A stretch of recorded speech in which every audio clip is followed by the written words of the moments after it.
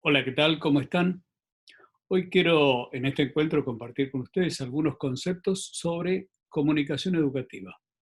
La comunicación creemos que es un recurso, una necesidad muy importante en este momento para establecer las vinculaciones virtuales con los alumnos y con aquellos que queremos comunicarnos. Así que vamos a compartir algunos conceptos, esperemos que sean de utilidad para ustedes. Lo hemos pensado en ese sentido. Podemos decir que la comunicación educativa constituye un proceso que estructura la interacción necesaria entre los participantes para enseñar y para aprender. Para eso disponemos de distintas formas comunicativas que permiten estas interacciones según las condiciones de contexto, los recursos con los que contemos y la finalidad que nos propongamos. Tradicionalmente la comunicación se presenta como un esquema comunicativo mecánico en la que aparece un emisor, un mensaje, un canal, un receptor, pero nosotros creemos que es un tipo de comunicación, un tipo de esquema que en realidad está basado en una idea de principios del siglo XX, que después en el año 1940, 1950, en esa década, la desarrolló un autor que se llama Shannon y que trabajó sobre este esquema, pero que creemos que resulta insuficiente porque deja fuera la complejidad de la comunicación humana. Es decir, nosotros creemos que no se puede reducir a ese esquema porque la comunicación se desarrolla en una comunidad comunicativa que nos precede y que nos sucede. Nosotros cuando llegamos al mundo ya nos espera una comunidad comunicativa que tiene tradición de siglos y que va a permanecer aún cuando nosotros no estemos. O sea que nos excede, pero que nosotros participamos desde siempre en esa comunidad comunicativa. En esa comunidad vamos a encontrar participantes que son comunicadores multidireccionales que protagonizan, en este caso nosotros protagonizamos con nuestras propias características, esas prácticas comunicativas y somos reconocidos por esas prácticas. Cada uno de nosotros es reconocido por la forma en que comunica. Acá tenemos un esquema que pretendemos que sea superador de ese esquema mecánico. Acá, como ustedes pueden apreciar, hay un campo de interacción comunicativa. Es un campo constituido por distintas fuerzas, distintas participaciones, en la que participamos como comunicadores. Y es un campo o es una interacción que se produce de manera activa y no hay en un momento un receptor, un emisor, sino que todos, todo el tiempo estamos ocupando papeles principales, relevantes en ese campo de interacción comunicativa.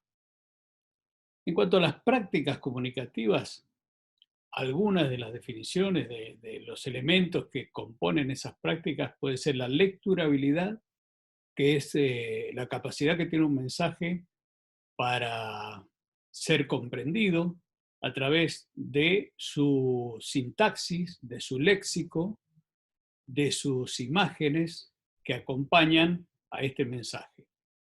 La oralidad, todos sabemos que la oralidad también es una práctica comunicativa que necesita de una generosa eh, expresión. La escritura también es otra práctica, la producción audiovisual y la producción sonora. El diseño también es una práctica comunicativa. La creatividad artística, que nosotros la podemos registrar en diversas manifestaciones.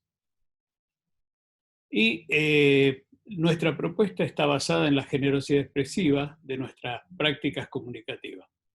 Este es un concepto abarcativo que comprende las expresiones a través de las cuales nosotros nos comunicamos y representa lo que pensamos, lo que deseamos, nuestros acuerdos y nuestros desacuerdos.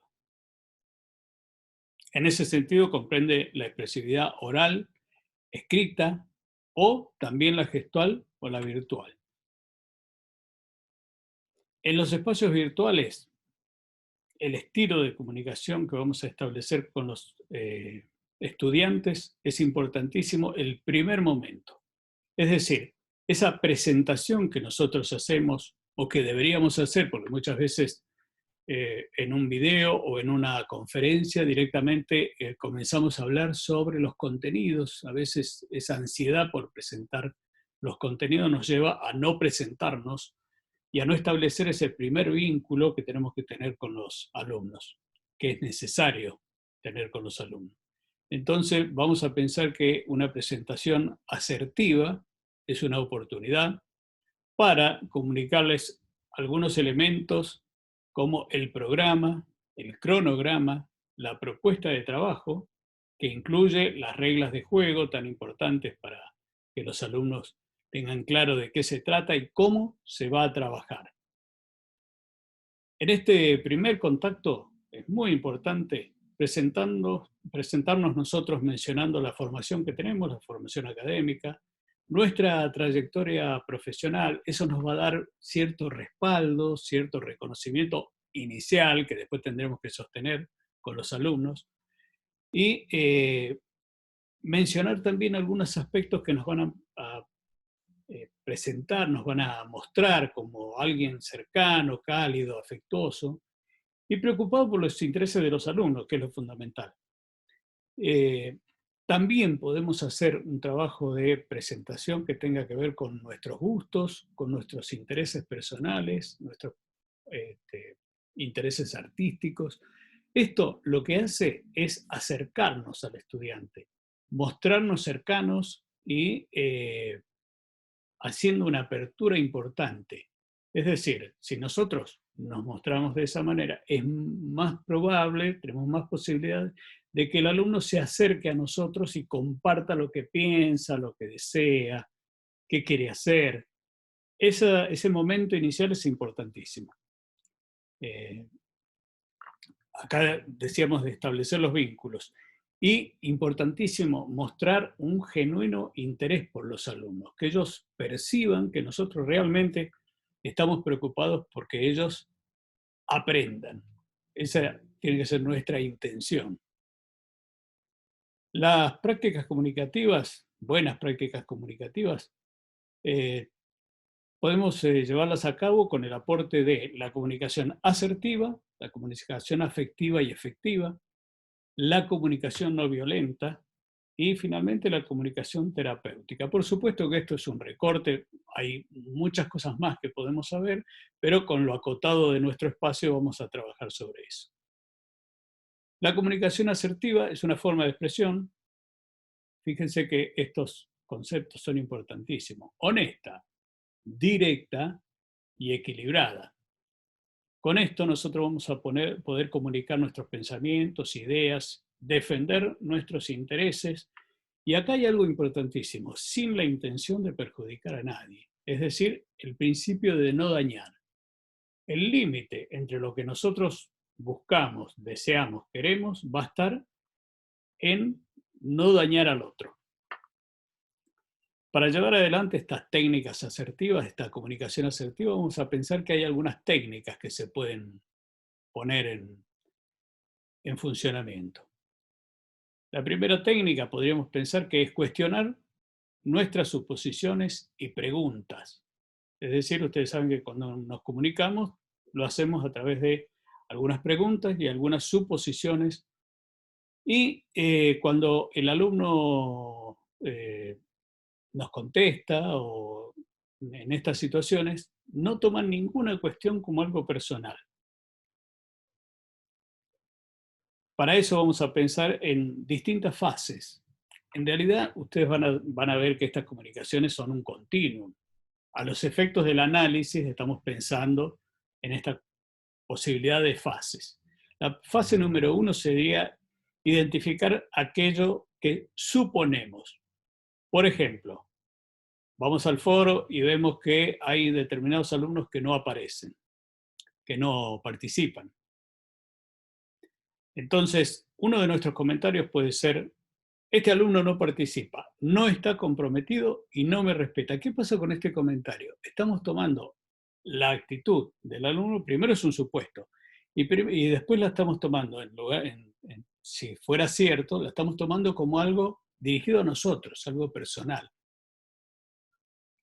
En la fase número 2, tendríamos que cuestionarnos la veracidad y la utilidad de esa suposición.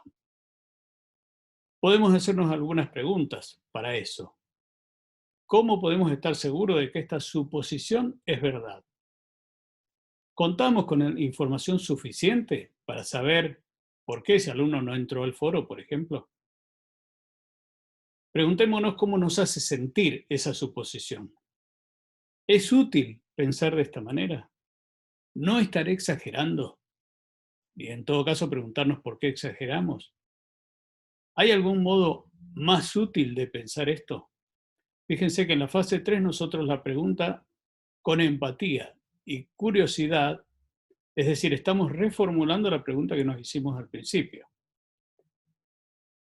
Y si tuviéramos que comunicarnos con el alumno, podríamos decirle, en lugar de lo que le dijimos anteriormente: noté que no estás participando en el foro. ¿Está todo bien? ¿Qué sucedió? ¿Puedo ayudarte en algo? Fíjense que esta forma de preguntar y esta forma de comunicarnos puede hacer, no tenemos una garantía total, pero puede hacer que ese alumno que no participa, que no estaba, le estamos abriendo una puerta, le estamos dando una serie de posibilidades para que se comunique con nosotros y que manifieste qué es lo que le pasa. Y que además se integre. De la otra manera, si nosotros decimos no quiere participar, de ese modo cerramos, bajamos la cortina y no le damos la posibilidad de que se integre. La fase 4 nos dice que invitar al otro a comprometerse con una solución, porque si hemos cerrado la puerta, ese alumno no va a volver. ¿Cómo abrimos esa puerta? Podemos decirle: lamento que no puedas participar como quisieras. ¿Podrás hacer algo para que contemos con vos en el curso? Recuerden que muchas de estas cuestiones nosotros se las vamos a enviar al alumno escritas. Y por más que sea escrita, el tono, la forma en que nosotros nos comunicamos con el alumno la percibe. ¿Por qué? Por la forma en que armamos esa pregunta o esa invitación. La técnica 2 dice hablar en primera persona. Es una forma de hacernos responsables por lo que pensamos y sentimos. Reconocer que nuestras creencias y opiniones no son la verdad absoluta, sino una forma de interpretar la realidad. Ustedes saben que hay un filósofo, Nietzsche, que dice que todo es interpretación. Entonces decimos que cuando compartimos lo que sentimos, podemos usar frases tales como yo siento, yo me siento, tengo la sensación. Es decir, son interpretaciones mías. No estoy diciendo que efectivamente el alumno es así o las cosas son de una determinada manera, sino que esa es la impresión o la interpretación que nosotros hacemos. Y si pedimos algo, podemos usar frases como yo necesito, yo quiero, a mí me gustaría que vos pudieras. Es decir, esas formas siempre dejan puertas abiertas para la participación. Fíjense, acá tenemos algún ejemplo. En vez de decir, eso es un error, las cosas se deben hacer así, es una forma que clausura, que obtura, que no deja ningún resquicio por donde uno puede entrar. Directamente cerramos la puerta. En cambio, podemos decir, desde mi experiencia, una forma útil de hacer las cosas es así. Es decir, ¿qué le estamos diciendo? Mira, a mí me dio resultado, por ahí a vos también. ¿Eh? O en lugar de decir algo como, tenés que manejar mejor tu tiempo. Esa forma tan autoritaria, tan clausurante, lleva a que el otro diga sí o no. Una vez que dijo no, no tenemos forma. En cambio, podemos decirle, a mí me gustaría que manejes mejor tu tiempo. Es decir, si vos manejas mejor tu tiempo, tu relación conmigo y con el grupo, podríamos extenderlo al grupo, va a ser mucho mejor. En la técnica 3, hablar sobre los hechos y su impacto. Acá tenemos un tema fundamental, que es juzgar. Hablamos sobre el comportamiento de la persona y el impacto que esto produce. Juzgar es usar adjetivos que descalifican, hieren o ridiculizan. Tengamos presente cuando eh, emitimos juicios de no caer en la descalificación, herir al otro o ridiculizarlo. Porque eso también, una vez que establecemos ese tipo de relación, es muy difícil volver atrás. Describimos acciones específicas y observables en lugar de emitir juicios de valor que descalifican. Fíjense, acciones específicas y observables. En lugar de decir, no importa el éxito del curso, tenés una pésima, no te importa el éxito del curso, tenés una pésima actitud. Fíjense que ahí estamos haciendo un juicio de valor. ¿Nosotros realmente sabemos si no le importa el éxito del curso? Y eso de decirle tenés una pésima actitud también cierra puertas. En cambio, podríamos decir, mira, cuando no participás, tu actitud hace disminuir la participación del grupal. Es decir, fíjense que acá estamos corriéndonos nosotros del lugar protagónico y su compromiso es con el grupo, no es con nosotros. La fórmula, ¿en qué consiste? Fíjense, describe el comportamiento específico, no participa. ¿Mm? Y después mencionar las consecuencias. ¿Cuál es la consecuencia? Disminuir la participación grupal. Es decir, estamos describiendo una observación que hacemos. Por ejemplo, podemos decir, cuando interrumpís mientras otro habla, esa es la descripción de la situación.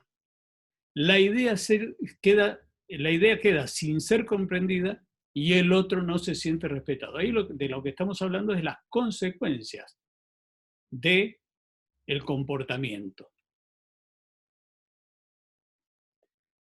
La técnica 4, regula tu lenguaje paraverbal. Cuando no nos gusta la forma en que nos hablan, el motivo puede ser el tono que utilizamos. A veces no tenemos un tono, tenemos una forma que puede ser desagradable, hiriente, ridiculizante, como dijimos antes, aunque la intención no sea esa, pero como tenemos probablemente esa forma incorporada, nos cuesta mucho cambiar eso. Eh, una de las cuestiones que tiene el lenguaje paraverbal es que nosotros cuando decimos algo, lo que decimos es explícito. En cambio, lo que acompaña a lo que decimos está implícito. Y a veces alguien nos puede decir, pero vos me mirás mal. Y uno dice, bueno, es tu interpretación. Pero realmente el otro siente que lo mira mal o que tenemos gestos desagradables para con ellos. Entonces hay que tratar de acompañar el lenguaje verbal con ese lenguaje paraverbal para que no sea percibido con el otro, por el otro, con o de una manera agresiva, de una manera descalificante. Después tenemos las formas en que hablamos. Hoy hablamos de la generosidad expresiva, que tiene que ver con esto. Si nosotros hablamos, también habla esto de nuestra imagen, de una forma demasiado suave, que a veces ustedes habrán tenido algunos docentes, algunos compañeros que hablan en un tono demasiado bajo. ¿Qué pasa? Primero nuestra imagen se ve desempoderada, se ve insegura, se ve poco amigable, poco generosa expresivamente. Si nos vamos al otro extremo, que hablamos demasiado fuerte, sonamos autoritarios. Muchas veces algunas personas hablan con un tono de voz muy alto porque creen que eso es autoridad y confunden a veces autoridad con firmeza. La firmeza es sostener en los momentos necesarios lo que uno dice, acompañar con nuestros gestos, y otra cosa es el autoritarismo. ¿Sí? Entonces ahí tenemos que tratar de no confundirnos. Esto es muy importante cuando nosotros grabamos un video, porque todas estas formas comunicativas, nuestras intenciones, nuestros prejuicios, nuestros estereotipos aparecen sin que nosotros nos demos cuenta, porque es algo inconsciente que tenemos incorporado, aparecen en la forma en que nosotros comunicamos. Otro punto fundamental es si nosotros hablamos demasiado rápido, nos vemos acelerados, ansiosos y estresados. Si hablamos, entonces es muy difícil que el otro nos pueda seguir y además transmitimos esa falta de seguridad, ese estrés. Muchas veces cuando estamos dando una clase, tratamos de hablar demasiado rápido o muy rápido porque tenemos, la sensación es que tenemos el temor de olvidarnos de eso que estábamos diciendo si nos detenemos demasiado. Y si hablamos demasiado lento, ahí corremos el riesgo de que nuestros interlocutores, aquellos con los cuales estamos interactuando, se aburran y no nos escuchen más. Entonces, esto, hay una idea que es muy importante. Toda esta forma de comunicar es adquirida. Nosotros, ya lo vamos a ver más adelante, nuestras características son adquiridas. Entonces, si son adquiridas, se pueden cambiar, se pueden mejorar. Siempre se pueden mejorar. Entonces hay que ir buscando el equilibrio entre el tono de voz, el color de la voz, las inflexiones en la voz, la modulación. Hay que ir buscando todo esto hasta llegar a algo que a un término medio y tratando de comprobar con los otros que esa forma de comunicar que tenemos sea la forma más o menos agradable para que los otros nos entiendan, nos atiendan, nos comprendan. ¿Sí? La idea es regular las emociones y sentirse seguro, tranquilo, relajados y al mismo tiempo firme. Obviamente esto no es algo fácil de conseguir, pero con entrenamiento, con prestando atención a la parte de la comunicación, más allá de los contenidos que trabajamos, se puede lograr. Acá hay algo que en el estilo de comunicación asertivo es muy importante y no tenemos que sentirnos irritados. Si en algún momento nos sentimos irritados, tenemos que hacer un esfuerzo por salir de ese momento y no manifestar nuestro enojo, porque nosotros como docentes, también en la parte de la comunicación, somos modelo. Es decir, para los alumnos, nosotros somos ejemplo. Más allá de algunas cuestiones que, que hoy se dicen, en la actualidad se dice que el docente ha perdido su papel, yo sigo pensando que el alumno, el docente tiene un papel fundamental en la construcción de ese futuro profesional. Entonces, tengamos cuidado porque algunos alumnos van a tomar nuestra forma como exitosa y ojalá que nuestra forma sea la mejor. Entonces, cuando nos sentimos irritados, tenemos que bajar el volumen de la voz, respirar, relajar, pensar positivamente. Y esto debería funcionar porque tenemos que tener en cuenta que existe un vínculo muy estrecho entre la mente, el cuerpo y las emociones. Entonces, en esa interacción es que nosotros tenemos que trabajar. Otra Otra posibilidad de estilo de comunicación es la comunicación no violenta, que tiene muchos puntos de contacto con la asertiva y está basada en la idea, en la reflexión de que todas nuestras acciones lo que pretenden es satisfacer necesidades, sin que vaya en detrimento de las personas que nos rodean. Fíjense que es una herramienta que facilita el encuentro y la conexión con nosotros mismos y con los demás, porque a veces estamos mirando la relación en función de los demás y la comunicación primero la tenemos que trabajar en nosotros. Si nosotros aprendemos a comunicar, seguramente el otro se va a sentir bien con nosotros. ¿Cómo se implementa la comunicación no violenta? La observación sin juicio. Separar lo que vemos de lo que pensamos. Muchas veces estamos observando, pero a la vez estamos juzgando. También tenemos que prestar atención a los sentimientos, qué sentimos en relación a lo que vemos y a lo que observamos, cuáles son las necesidades cubiertas o no cubiertas detrás de estos sentimientos nuestros. Y en cuarto lugar, las peticiones. ¿Qué voy a pedir para enriquecer mi vida y la de los demás? Estos 4 pasos siempre son en 2 vías. Una de nosotros hacia afuera, en la expresión honesta y cuidadosa de nuestros sentimientos, y que necesito otra de los otros hacia nosotros. Todo esto, y esto es importantísimo, no funciona sin el lubricante universal que es la empatía. ¿Sí? La empatía es algo complejo, de lo que se habla mucho y pocos la practican y entienden de qué se trata.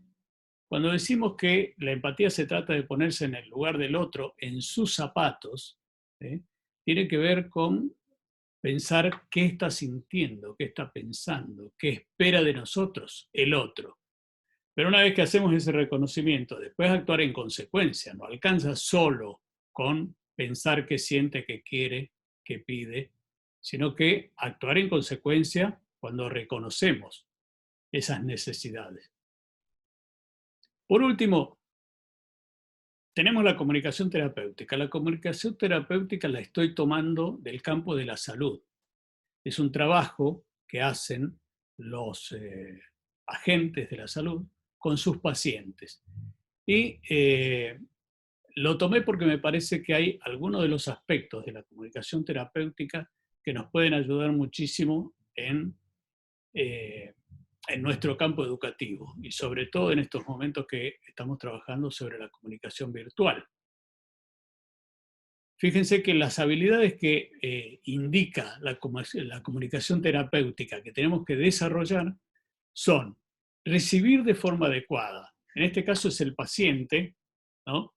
El enfermero, el médico, el agente de salud, tiene un primer momento que tiene que recibir al paciente de forma adecuada porque es una instancia en la que condiciona la relación de ahí en más. Es decir, que el paciente se quiera quedar o no con ese profesional, le responda o no a ese profesional. Entonces a mí me pareció que para la relación docente-alumno es importantísimo esto de recibir de forma adecuada. Después nosotros tendríamos que ir viendo cuál es la mejor forma de recibir a estos alumnos. Practicar la escucha activa. Practicar la escucha activa es un trabajo difícil de llevar adelante porque a veces cuando nos están refiriendo algo, nos están preguntando algo, nos están consultando algo, a veces ya tenemos la respuesta preparada. La escucha activa dice que esa no es la forma, sino que tenemos que escuchar, procesar eso que nos están diciendo, ponerlo en la balanza y ver qué podemos hacer nosotros para responder adecuadamente a esa demanda. Mostrar empatía, ya lo describimos recién. Preguntar eficazmente, ustedes habrán visto que cuando hablamos sobre la forma de preguntar en la comunicación asertiva, estamos hablando de una pregunta eficaz. ¿Eh? Preguntar eficazmente es muy importante para obtener una respuesta y para permitir la apertura, la confianza, el establecimiento del vínculo. De la forma en que preguntamos, vamos a tener más probabilidades de trabajar, de poder generar un buen vínculo con los alumnos. Este otro punto, integrar la información, también es importantísimo. Es decir, cuando nosotros preguntamos eficazmente, mostramos empatía, practicamos la escucha activa, recibimos de forma adecuada, obtenemos la información respecto a ese alumno en este caso, y la integración de la información. Ustedes saben que para tomar decisiones, para tomar buenas decisiones, se necesita tener buena información. La base de las buenas decisiones está en la buena información. Cuando nosotros integramos esa información, ¿qué quiere decir esto? Saber quién es el alumno, cómo se llama, participó o no participó, qué intereses tiene. En este caso, algunas cuestiones eh, podemos conocer cuál es su situación familiar, cuál es cuál es su formación, cuáles son sus conocimientos previos. Todo eso es información que nosotros la podemos integrar y finalmente tener ¿cómo la podemos llamar? Tener una percepción adecuada de ese alumno que después nos va a permitir tomar buenas decisiones sobre ese alumno. Ustedes saben que el conflicto es inherente a la condición humana.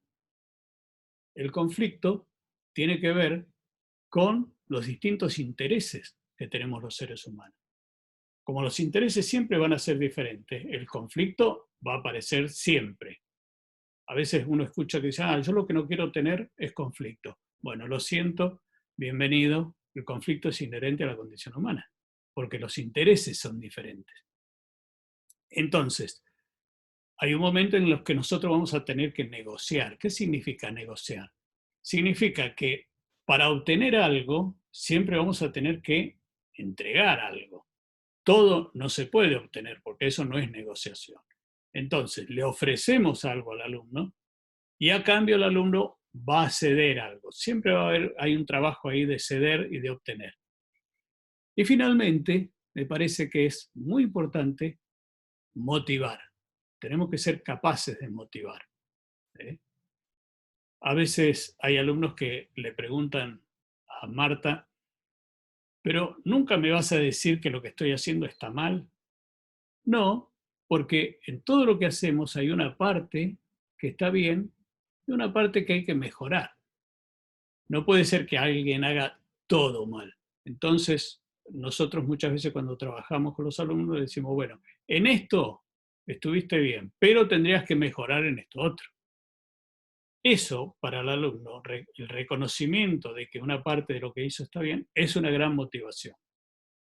Entonces, fíjense que los instamos a aplicar y a desarrollar estas habilidades comunicativas. Por último, me gusta siempre compartir con ustedes lo que dijo Paul Václavic, que es un psicólogo austríaco que trabajó muchos años en Estados Unidos y desarrolló junto con Janet Bevin y Jackson la pragmática de la comunicación humana. Fue uno de los primeros que se ocupó de trabajar en eso.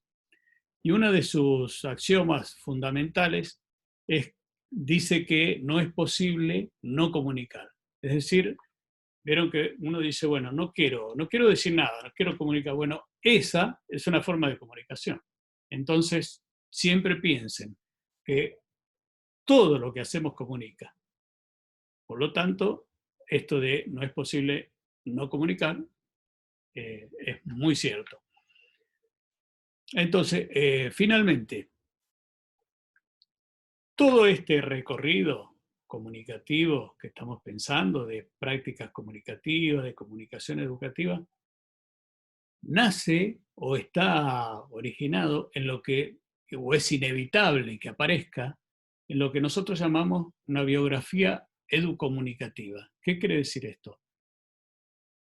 Del mismo modo que uno escribe una biografía, que es la historia de vida, hay una biografía comunicativa que tiene que ver con las formas en que nosotros desarrollamos nuestras características comunicativas. Es decir, nosotros desde chiquitos, desde que nacimos, tuvimos una relación con nuestra madre, con nuestro padre o con quien nos crió, en una casa determinada con hermanos o no hermanos, que eso también determina una forma de comunicación. Después salimos de ahí, nos fuimos a un jardín de infantes, el que fue el jardín de infantes, después tuvimos un club. En todos esos momentos, instancias, situaciones, lugares, fuimos aprendiendo formas de comunicación. Porque en todos los lugares, para aprender hay que comunicarse. Y te comunicas cuando te educas, y te educas cuando te comunicas. Por lo tanto, todas esas instancias, a mí me gusta pensarlo desde el punto de vista de que nosotros nacemos y tenemos que aprender a ser niños. Luego aprendemos a ser niños, después tenemos que aprender a ser jóvenes.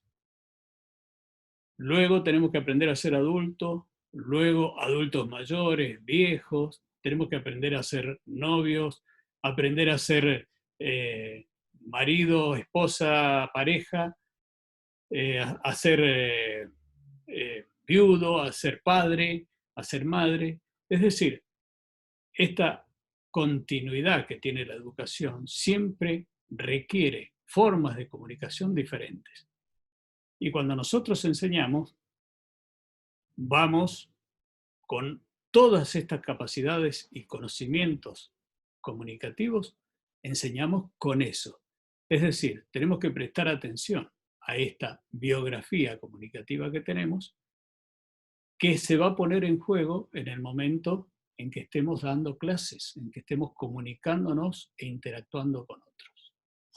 Bueno, con esto y con un chiste final vamos a cerrar. Fíjense que dice Mario, estuve leyendo sobre el lenguaje no verbal y quedé un poco preocupada. También pensemos en nuestro lenguaje no verbal, qué detalles, qué cuestiones tendríamos que mirar, que tendríamos que mejorar. Bien, espero que haya sido lo más llevadero posible y nos vemos en otro encuentro. Muchas gracias.